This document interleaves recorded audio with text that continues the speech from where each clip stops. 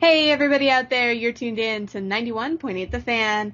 You're in my corner, and I have a very special guest in the corner as well. Would you like to introduce yourself to all the fans? Okay, well, I'm Rebecca Forstadt, and I've been an anime voice actor for way too many years. And hopefully you've heard my voice in many of the hundreds of animes that I've recorded.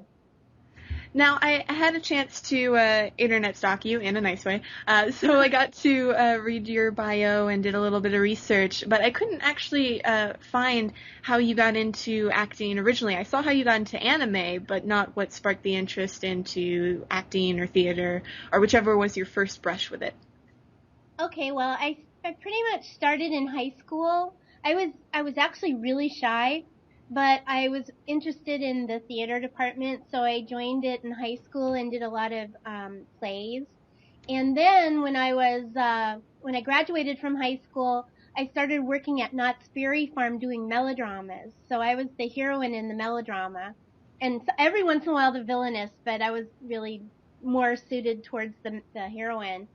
And so I decided I was going to move to Hollywood and become an actress and, do the whole thing. And so I did that. And I went to Strasbourg and found out I was shallow and needed to get another class like in chorus line. And somehow was, I met somebody in the parking lot on Hollywood Boulevard who took me to lunch and, got me onto a movie set actually doing wardrobe for, a couple of years. So I kind of got waylaid a little bit. And then, I did that for a few years and then decided I really wanted to be an actor. I should have shot myself then because that was really a stupid decision, really. I was making really great money. I was in the union, I was working with all these movie stars and stuff. And, so I just, decided one day I was going to quit and get back into acting and took some acting classes and got some parts on a couple of really bad movies, but they were starring roles. And I was just sort of looking at an actor's newspaper and discovered that they were looking for kids' voices for some cartoons, and I thought, well, this is perfect because I just have this really weird voice, and it just sounds like a kid, and people would call me on the telephone and they'd think I was about 8 years old. So I got involved with that, and that was the anime studio. I didn't really know that much about anime at the time, other than seeing Kimba the White Lion or Speed Racer or something like that, and that's how I got started. And did some theater also during that time until I had kids, and it was like strictly voiceovers. Now, I'm curious, with your first brush with anime, was it difficult to get the rhythm down or to redub over it? Actually, well, when we first started doing it in the 80s, we didn't have these wonderful little things that they have now, where they have, three beeps, and then they had Pro Tools where they could stretch things and everything. We had to hit it pretty much spot on. So, I just found that I was kind of natural at it, and I think that gave me an advantage because there's a lot of people that are really talented voice actors that absolutely can't do that type of thing. They can't do the voice dubbing or the ADR sessions. They're really good at being really off the wall, like Robin Williams or somebody like that. But it's really a special skill, and I don't know what it was. Maybe I had a little bit of musical rhythm in me, and that helps a lot. Yeah, I've always heard that musicians have an easier time with that. Yeah, anybody that's had any kind of musical training, I think it just helps. If you're completely tone deaf or rhythm deaf, it's difficult. And now, as you said, technology has definitely gone places in the dubbing world. Is there anything else you can think of that you would have liked to have had back in the day? More money. Unfortunately, doing anime wasn't like the big bucks like you would get doing commercials. In fact, it was the little bucks, and it still is. It's getting littler every year. Yeah, Mainly, I keep hearing about that too. It's a shame because it takes a lot of skill to dub something honestly. Well, a lot of, because everything's on the internet and people can do it from anywhere now. You don't have to be in Los Angeles or New York. All the anime it's moved around in various periods of time, like Canada at one point and came back, and now it's in Texas because it's a right to work state, so they can charge the actors or they can pay the actors a lot less. So, and then they have all these online voiceover websites now that anybody could be a voice actor. So they have to pay to get on it and to audition, and so you're competing with somebody who could be in the middle of nowhere, and there's just thousands and thousands of people competing for the same work. That's kind of interesting too, because the fandom, like a lot of people who go to conventions are like, I want to be a voice actor, but just in anime, and they don't realize that you might not be making that much money. Oh yeah, exactly. I always tell them, no, commercials. Commercials are where you make the big bucks. And now I got a chance to ask some of our fans in our live chat and everywhere else, what one of their favorite characters that you did was. And everyone wanted to talk about the nostalgia kick of Tenchi Muyo and the character Mihoshi. Uh-huh. And I'm kind of curious, by that point, how did you fall into that role? Was it just like a normal audition? Yeah, we auditioned for it. It was kind of funny because I guess I had previously done it with some other actors. And normally we all worked in the same group. There was just one group and we always did all the anime together, but somehow this one got cast somewhere else. And so they had some other actors, and once they decided that they wanted to get paid more, they decided to recast the whole thing. So they, went to our group because we're the ones that do all the anime. So we did the audition and just kind of got divided into, whatever role they wanted to put us in. I'm sorry, go on. No, you go ahead. I didn't know what I was going to say. I was just going to say, you got to be sort of an airhead sort of character. That must have been a lot of fun. Well, it's because I am an airhead. No. No, yeah, I know. She was a fun character. I enjoyed doing Mihoshi. And she had a lot of blonde moments, definitely. Yeah. We were going back through... Oh, I'm sorry. Go ahead. No, do your break. We were going back through quotes for Mihoshi, like certain things she said, and some of them, because I watched that show when I was a kid, when it was on Toonami, and some of them I couldn't believe she had said them, because to me now they just seem so dumb, but I remember as a child just loving it. Oh, what I couldn't even repeat them, so you'll have to tell me what they were. I think one of them was she answered the phone for the Tenchi residence, and she said, oh wait, that makes it sound like I'm married or something. Do you think it makes it sound like I'm married? She's just talking to the phone. She doesn't know who it is. Yeah, I know. She was pretty off the wall. What was really fun in that show though? I actually got to play a mom in that show. And it was like this karaoke singing mom, and she was just really off the wall, and that was fun because I hardly ever got cast playing moms, even though I have 2 kids, and It's because when a lot of people hear your voice, they hear the childish nature of it, right? Oh yeah, and that's the easiest thing for me to do. I mean, there's so many other people out there that have more of the smooth, wonderful voice, and that's just my niche. Luckily, my voice didn't change. That's true. That's a very good thing. Yeah, well, I didn't smoke or drink whiskey or, that kind of thing. That's what can really mess up your voice. Yeah, I always hear there's different remedies and whatnot to take care of your voice, or sometimes people strain their voice in the booth and they have to, like, baby it with cough drops or tea or whatever it is. Oh, we had a lot of sessions where we were just destroying our voices, really, because we're always screaming, or sometimes we do live action stuff too, where it was, somebody getting killed, and you're always like, I know I'm always falling or screaming or something like that, but my voice actually held up really well until a couple of years ago. They had this big fire in my neighborhood, and I started having a little bit of trouble with lung capacity, Oh no! Yeah, it was kind of scary there, but I think I've gotten over that. Well, the cool thing about, your voice is that you not only can train it, but it's like a muscle. So if it's damaged, for the most part, you can, flex it a little and get it back to working condition. Well, I think also because I was a theater actress too, and I was, projecting to the end of the theater. I think that helped because I learned some of the projection techniques that makes your voice a little bit stronger. So I was really good at screaming, and giggling uncontrollably was sort of my specialty. Well, that's not a bad thing at all. And you can totally charm men with that.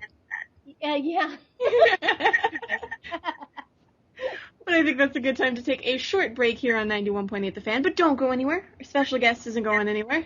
As long as I don't chase her away, we'll see. So keep it tuned to your favorite station where we play everything you want and nothing you don't. What's up? This is Kyle Hebert, an anime and video game voice actor and host of a geeky news podcast you can find at thebigballbroadcast.com. But that's not why I'm here. I wanted to tell you about a service I'm offering for beginner-level voice actors. With a private voice acting consultation held online, I'll direct and critique your script reading and performance in a mock audition or recording environment. Point out your strengths and weaknesses. I'll give you customized advice and give you a detailed analysis of your demo or any recorded samples. I've got over a decade's worth of experience in radio and voiceover, so I know what I'm talking about. Now, I'm not some quick backdoor into the industry or a replacement for taking classes or workshops, but if you want an honest evaluation, some script workouts, information, and guidance, a private voice acting consultation session is just for you. More info is on my website at kylehebert.com. KYLEHEBERT. Hey, everybody out there. You're tuned in to 91.8 The Fan. I still have my special guest here. Would you like to give him a sign of life? Hi, I'm still here. I'm still alive. Well, it's always a good thing when our guests are alive. That would be an unfortunate accident. Oh, God. We'd be out of business so quick. Now, we were kind of talking a little bit behind the scenes. Is there anything that, might have came out recently or within the last few years that you want to pimp out to the fans?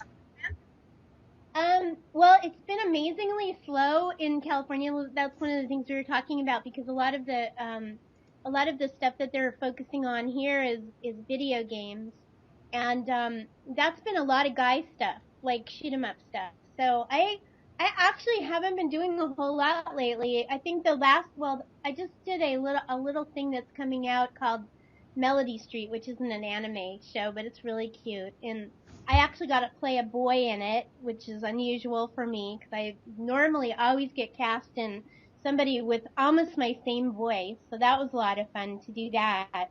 And there's this little child prodigy who plays the piano in it. So I think it's going to be really interesting. Oh, that does sound cool.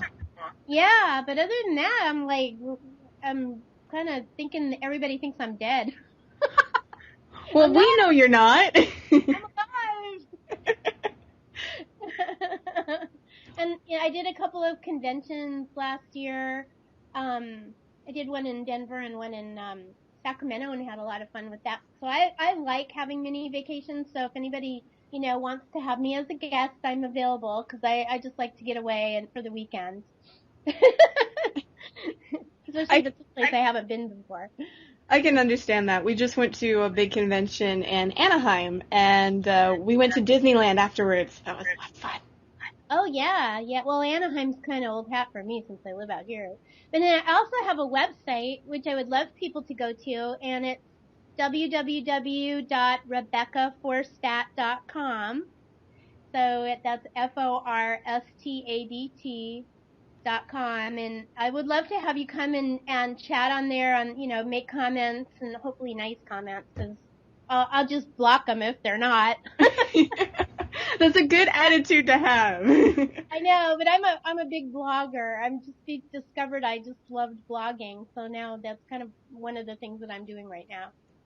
Well, it's kind of nice because, I talk to a lot of voice actors and they don't have any internet presence, but you actually have a website that you post often on, and it looks like you do the social media thing, so it's nice that you do that. Not only that, but I did it myself. High five! And I do it for other people, too. So you're more tech savvy than a lot of guests that I have on the show. I never knew that I was. I discovered I was a geek. I didn't realize it. Like, you wouldn't think that somebody of my age would do something like that. But I'm a total geek, and I love being online and on Facebook and Twitter and everything. So my Twitter address is @Rebecca Forstadt. So if anybody wants to tweet me too, you could do that. And I'll remember to go to my Hootsuite and check it out. And I also know you have a Facebook group, right?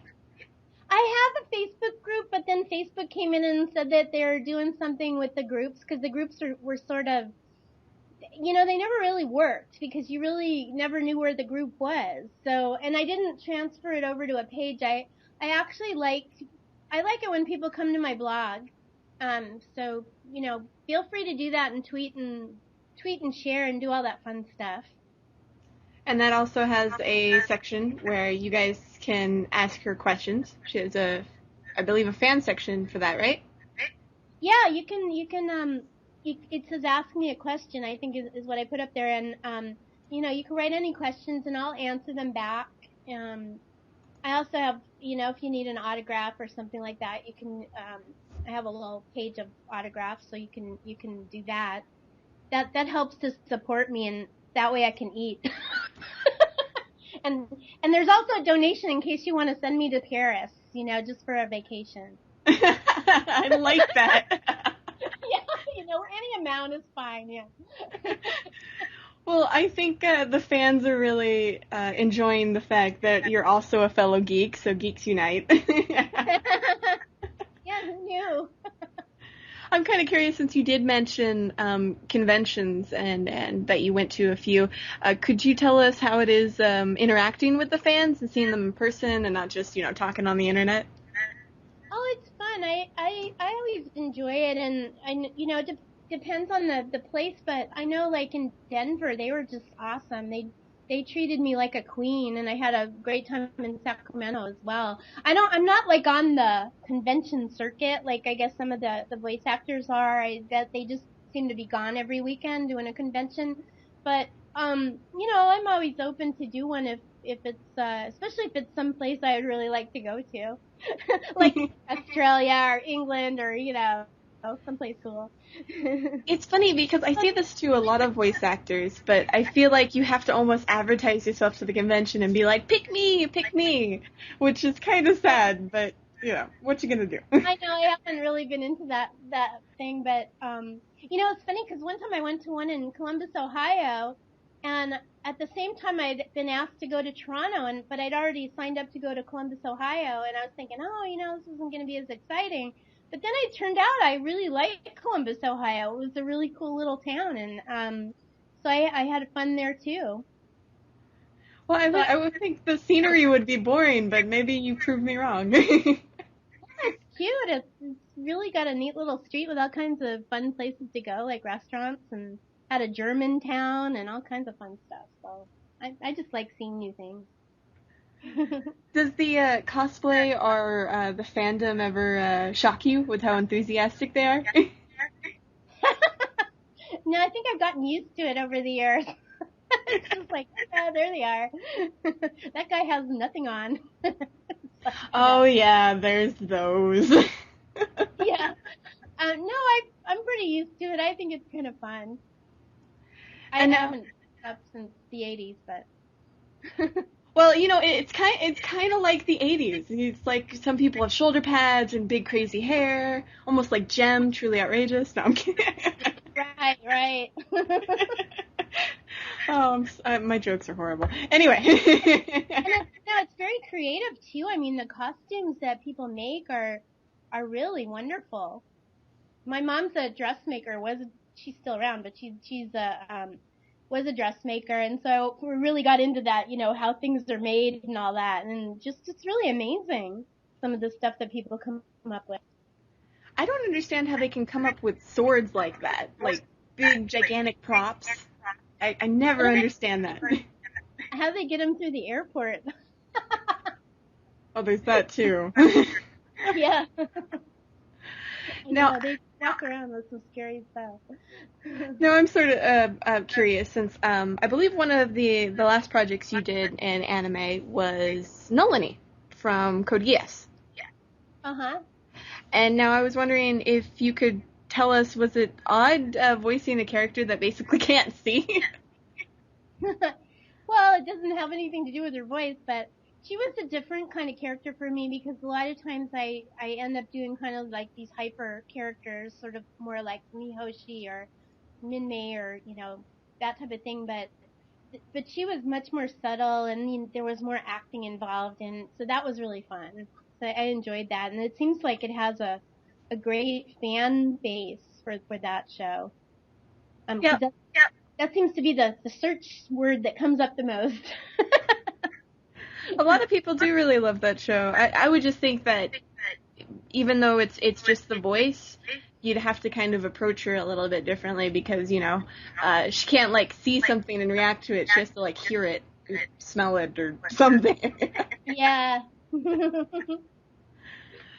Yeah, it was sort of excruciating just to record it, too, because the director was very, he was just like, I had to do each take like a zillion times, and I don't know if it was because of the new director and he just wanted to seem like he was busy, or I guess, it turned out good, so I guess I can't really complain about it. Well, you should have told him technology is involved. Should have told him you got Pro Tools. Right, exactly. Well, what was funny is I would do it all these times, and then he would kind of go back to the way I did it the first time. Every time. That's kind of funny. I'm not sure if I could be that patient, but that's why I do this instead. Yeah, I had to grit my teeth a few times. Hopefully he doesn't hear this wherever he is. I know. No, he was a sweet guy. It's just funny. Now, I'm sort of curious. We have a tradition here on 91.8 The Fan, and it's not a harmful tradition. We don't hurt you, but I was wondering if you'd like to participate. Well, hopefully. Pretty open. I've already scared her. Basically, we ask everybody if they'd be willing to do a radio bump for us. Oh, sure. Awesome. Now, here's the excruciating part. We ask you to try and do the takes on air. So if you do mess up, everybody hears it. Oh, okay. Uh-oh. Do I need to write this down? Well, a lot of people do, because the numbers usually trip people up, but, Okay.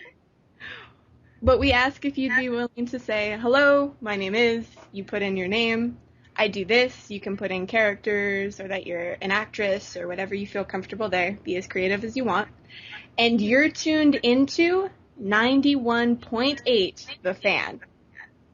Okay. The ending's always the hardest part. 98.8 The Fan. 91.8 The Fan. Yeah, I set it up already. Okay. Fan. Right. Okay. So whenever you're ready, you can do a take one. Okay, take one. Hi, my name is Rebecca Forstadt, and I'm an anime voice actor. I've done all kinds of shows like Robotech, Tenchi Muyo, Code Geass, Ghost in the Shell, and like a zillion other ones that I can't even remember.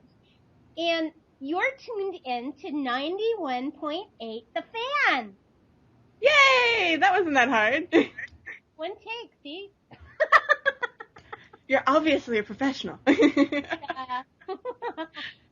And now I'm curious, is there anything that you want to tell the fans? Because the fans have been sitting in our live chat kind of going a little bit crazy.